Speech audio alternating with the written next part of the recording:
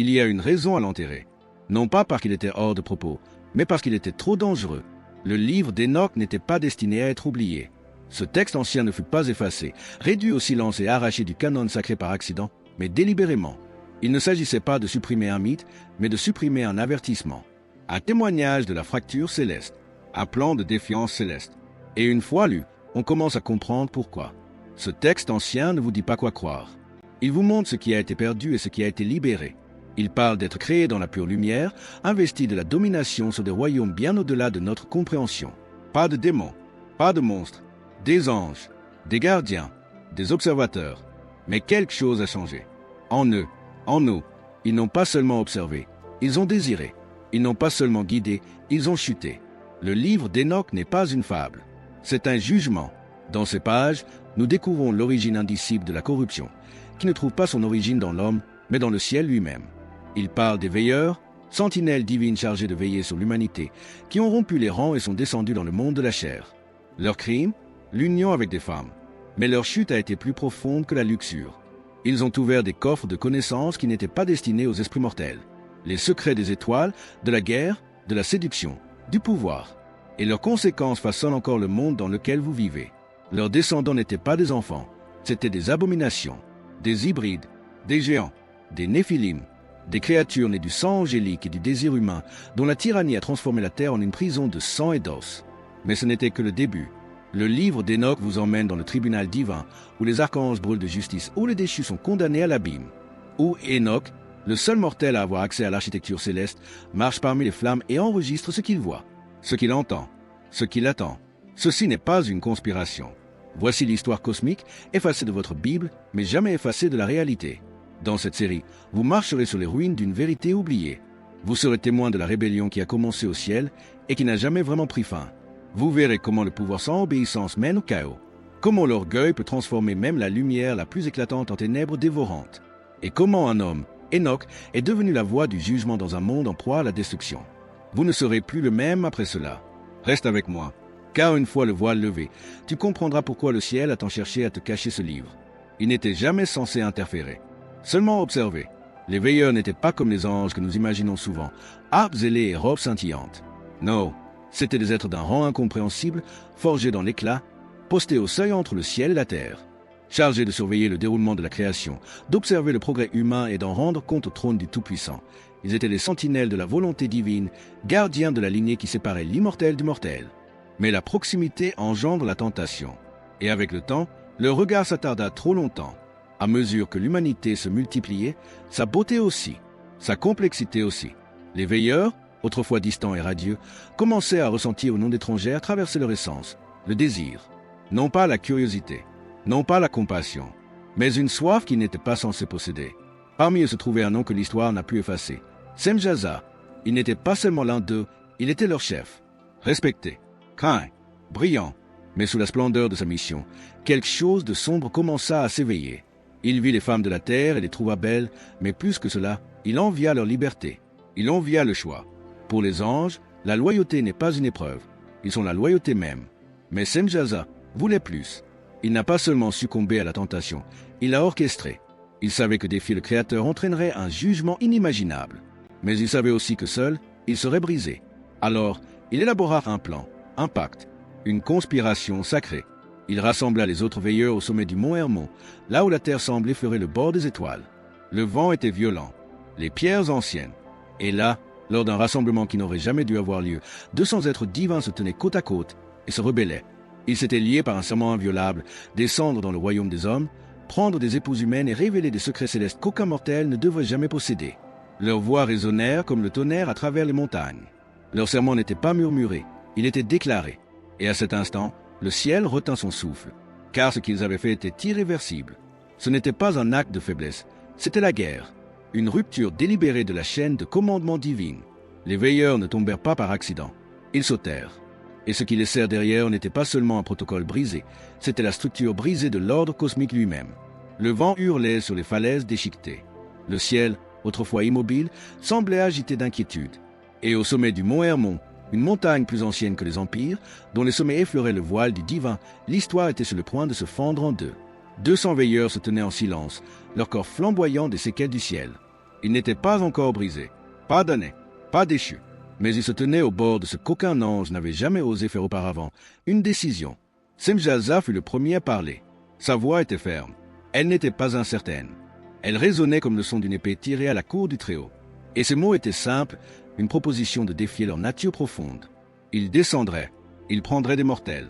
Il se lierait à la terre et à son destin. Mais même Semjaza, aussi audacieux soit-il, craignait le poids d'une telle rébellion. Il savait que s'il tombait, la colère l'écraserait seul. Alors il ne les invita pas, il les piégea. Il exigea un vœu, un serment sacré, un serment qu'aucun ange ne pourrait briser. Un par un, chaque veilleur accepta, non par impulsion, mais en pleine conscience de ce qui allait suivre. Il n'y avait aucune illusion, aucune confusion, seulement la conviction. Ils pressèrent leurs mains contre la pierre, non pas avec de l'encre, mais avec du feu, avec détermination, avec l'éternité. La terre trembla sous eux, comme si elle reculait devant le blasphème gravé dans sa peau. Ce qui se passa cette nuit-là n'était pas seulement une rébellion, c'était une déclaration d'indépendance vis-à-vis du ciel lui-même, une rupture du lien divin. Ils choisirent de quitter leur position éternelle, d'abandonner leur poste aux portes des étoiles. Et par ce serment, ils percèrent une blessure dans la trame de la création, une blessure qui se poursuivrait à chaque génération. Et le ciel observa, sans interruption, car le jugement, lorsqu'il vient, n'est jamais précipité. Ce serment sur le mont Hermon ne fut pas seulement le début d'une rébellion, c'était le début d'un nouveau type de guerre. Non pas entre anges et démons, mais entre loi et luxure, entre devoir et désir. Et maintenant que les veilleurs étaient liés à la terre, ils allaient commencer à la remodeler à leur image. Lorsque les veilleurs descendirent, ils ne tombèrent pas comme des météores s'écrasant sur les montagnes. Ils glissèrent dans le monde tel des ombres majestueuses, radieuses, intouchables. Et pourtant, derrière leur éclat divin, une maladie avait déjà commencé à se propager. Ils prirent des femmes parmi les filles des hommes, non par violence, mais par crainte. Les femmes étaient attirées par eux, par leur voix qui résonnait comme le tonnerre enveloppé de soie, par leurs yeux qui scintillaient du souvenir des étoiles. Mais cette union n'était pas destinée à se produire. Elle était contre nature, interdite, une fracture dans l'architecture cosmique. De ces unions naquit quelque chose que la Terre n'avait jamais vu et dont elle ne se remettrait jamais, les Néphilim. Ils n'étaient pas de simples géants, comme le suggèrent certaines traductions. Ils étaient des paradoxes vivants, nés de l'esprit et de la chair, du ciel et de la terre, de la lumière déformée par la luxure. Leur naissance ne fut célébrée ni par les anges ni par les hommes. Elle fut pleurée par la création elle-même. Ces hybrides ne grandissaient pas, ils jaillissaient. Ils dominaient les arbres, écrasaient les montagnes sous leurs pieds et asséchaient les rivières. Mais leur véritable pouvoir ne résidait pas dans la taille, mais dans la présence. Partout où ils passaient, l'ordre se défaisait, la paix s'effritait, et la peur, une peur pure et ancestrale, revenait au cœur des hommes. Ils n'étaient pas que des conquérants, ils étaient des profanateurs, des monuments à la mémoire d'un crime qui s'étendait au-delà des étoiles. Chacun d'eux était un rappel vivant que la frontière entre le divin et le mortel avait été brisée. Et ils le savaient, ils s'en délectaient. Forts du savoir transmis par leurs ancêtres angéliques, ils fabriquaient des armes auxquelles aucune tribu ne pouvait résister. Ils asservissaient des villes entières. Ils exigeaient des sacrifices, non pas comme des dieux, mais comme des erreurs exigeant un culte. Ils devinrent les tyrans du monde primitif, rois du sang, seigneurs de la ruine. Et pire encore, ils engendrèrent d'autres semblables. Leur héritage ne se résumait pas à la guerre et à la domination. C'était la corruption des lignées, des cultures, de l'âme humaine elle-même. Leur existence même infecta l'humanité d'une ambition trop grande, d'appétit trop sombre, de pouvoir trop mortel pour rester incontrôlé. Et le ciel veillait toujours, mais pas éternellement. Car la naissance des Néphilim n'était pas seulement le résultat d'une rébellion, c'était la preuve que la rébellion était allée trop loin. Les veilleurs ne sont pas venus bénir l'humanité, ils sont venus la réécrire. Leur descendance n'était pas seulement physique, elle était intellectuelle, spirituelle, culturelle. Ils n'ont pas seulement touché la terre, ils l'ont contaminée d'un savoir qui n'était jamais destiné à quitter les étoiles. Les cadeaux qu'il apportait étaient enveloppés d'or, mais imprégnés de poison. Ils ont appris aux hommes à plier le métal, non pas pour construire, mais pour conquérir. Sous leur enseignement, les humains apprirent à fondre le fer, à forger le bronze et à aiguiser les armes, non pas pour se défendre, mais pour dominer. Pour la première fois dans l'histoire, l'homme pouvait tuer non pas avec des pierres ou des mains, mais avec précision, avec rapidité, avec un dessein froid. Les veilleurs plantèrent des lames dans les mains des garçons et les transformèrent en meurtriers. Mais leur corruption ne s'arrêta pas sur le champ de bataille. Ils tournèrent le regard vers les femmes, non par désir cette fois, mais par calcul. Azazel, chef des corrupteurs, dévoila les secrets de la séduction. Il enseigna l'art de la parure, comment se peindre le visage, modeler le corps, capter l'attention par son apparence. Et ce faisant, il déplaça les fondements de l'amour de l'âme à la surface. Les relations, autrefois nées de l'alliance et de la profondeur, étaient désormais drapées de vanité et de manipulation. L'image divine était fracturée. Ce que les veilleurs apportèrent n'était pas la technologie, c'était la tentation institutionnalisée. Ils introduisirent la sorcellerie, l'enchantement, la divination. Ils enseignèrent aux hommes à manipuler la nature, à fabriquer des talismans, à percer le voile non par la sainteté, mais par la force. Ils donnèrent à l'humanité les outils des dieux et le cœur des tyrans.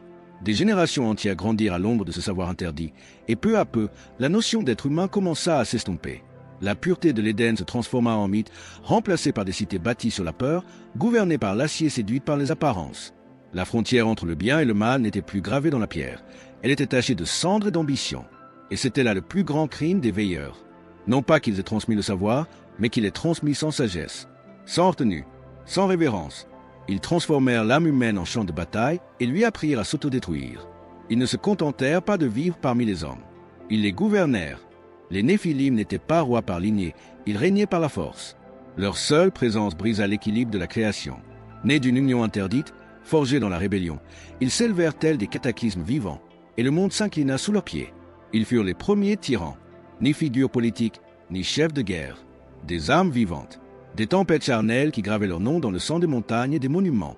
Leur force défiait la physique. Leur sagesse, héritée des veilleurs, était perverse et précise. Ils concevaient la domination, non pas comme une simple violence, mais comme un rituel, un culte, un contrôle. Où qu'ils aillent, les villes retombèrent dans le silence. Les tribus se rendirent sans résistance. Les villages offrirent leurs enfants justes pour survivre une nuit de plus. Et les Néphilim acceptèrent les offrandes. Ils burent le sang comme du vin. Ils exigèrent des sacrifices de chair.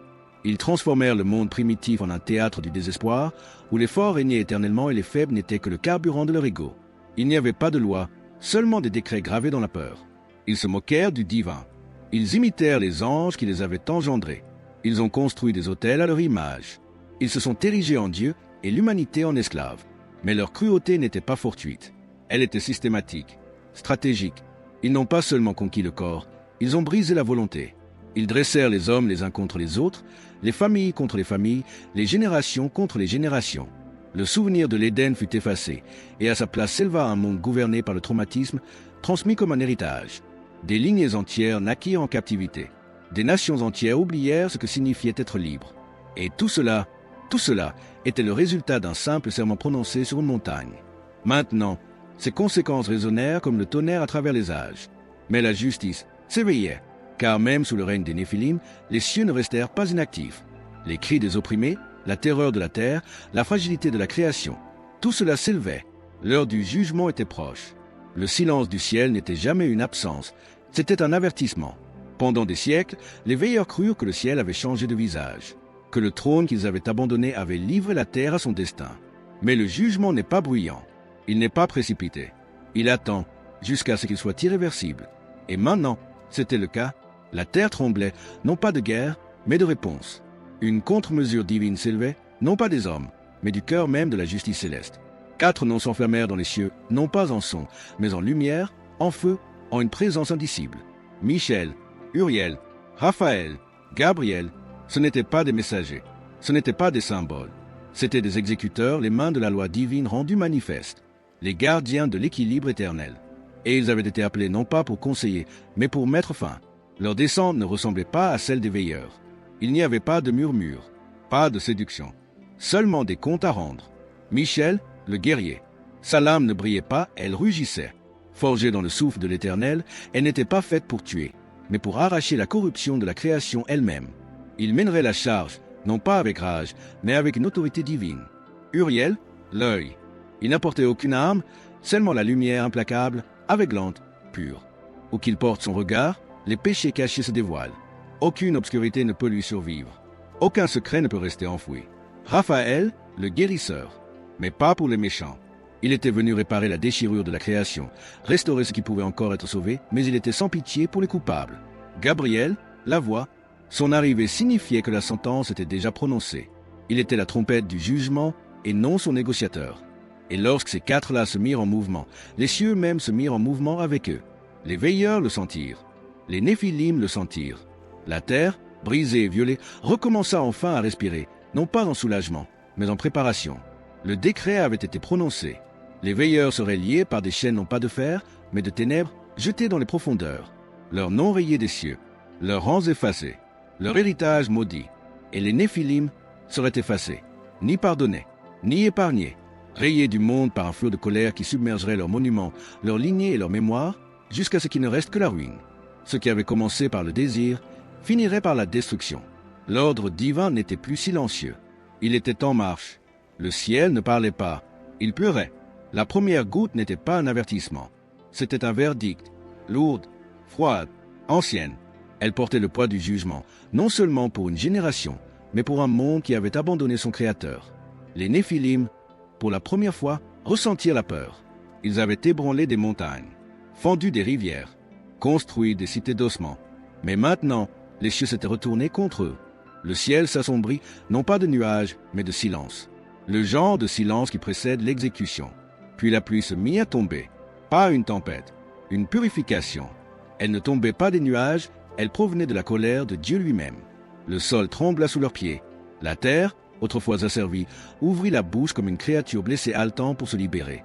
Les eaux montèrent des profondeurs. Le ciel s'effondra d'en haut. Et entre les deux royaumes, l'humanité se tenait, condamnée. Les Néphilim hurlèrent. Mais aucune armée ne vint à leur secours. Pas d'adorateurs, pas de sacrifices. Leur pouvoir ne signifiait plus rien. Leur taille était devenue leur malédiction. Il n'y avait nulle part où fuir, nulle part où se cacher. Les veilleurs, enchaînés par les ténèbres, regardaient leur héritage se noyer. Chaque empire, chaque autel, chaque graine corrompue, effacée par vagues. Mais il ne s'agissait pas seulement de destruction. C'était de la chirurgie. Le déluge n'était pas destiné à tuer. Il était destiné à purifier, pour réinitialiser le code génétique de l'humanité, pour purger les lignées empoisonnées, pour effacer l'influence de la rébellion divine de l'histoire de l'humanité. Et pourtant, quelque chose de plus profond se produisit. Les eaux ne se contentèrent pas d'emporter les chairs. Elles scellèrent les esprits. Les Néphilim, trop corrompus pour la rédemption, trop contre nature pour appartenir au ciel ou à la terre, furent condamnés à l'errance. Désincarnés, agités, leurs esprits, dépouillés de leur forme, devinrent ce que certains appelleraient plus tard des démons, échos d'une guerre oubliée. Coincés entre les dimensions, murmurant à travers les ombres, avides des corps qu'ils commandaient autrefois. Les eaux se retirèrent. Mais le souvenir demeura. Ce qui émergea de l'arche n'était pas seulement un nouveau départ. C'était un monde à jamais hanté par les échos d'un péché trop grand pour être oublié. Car même après le déluge, les empreintes des veilleurs subsistaient dans la poussière. Le déluge arriva. Les géants se noyèrent. Les veilleurs furent enchaînés. Mais leur influence ne fut jamais enterrée. Car certaines choses, une fois murmurées à l'âme de l'humanité, ne la quittent jamais vraiment. Lorsque les eaux se retirèrent, la terre était pure, mais le souvenir de la corruption était déjà devenu culture. Le savoir interdit ne s'enfonça pas avec les corps. Il s'accrocha à l'esprit des hommes, transmis comme un héritage, porté comme un instinct, préservé comme un trésor. L'art de la guerre, l'obsession de la beauté, la soif de domination, ce n'étaient pas des inventions de l'évolution, c'étaient les vestiges d'une rébellion. Et si les veilleurs ne marchaient plus parmi nous, leurs idées, elles, si. Les idées ne se noient pas, elles devinrent mythologie, puis rituel, et enfin, civilisation. Des rois s'élevèrent, régnant comme des Néphilim. Les prêtres parlaient avec l'autorité des dieux.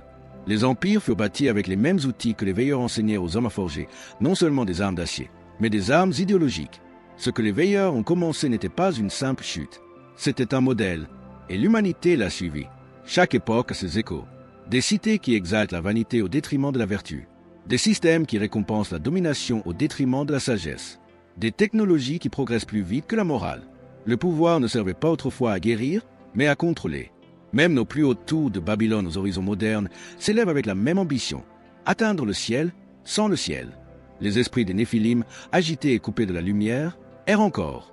Ils ne possèdent plus de corps comme autrefois, mais ils murmurent. Ils influencent, ils tentent, et parfois, ils habitent. Et les veilleurs, bien que liés, leur histoire n'est pas terminée. Leur chute n'était pas la fin, car la rébellion, une fois née, devient une graine. Et les graines, attendez. La question n'est donc plus, sont-ils tombés? La question est, quelle part de leur héritage est encore vivante en vous?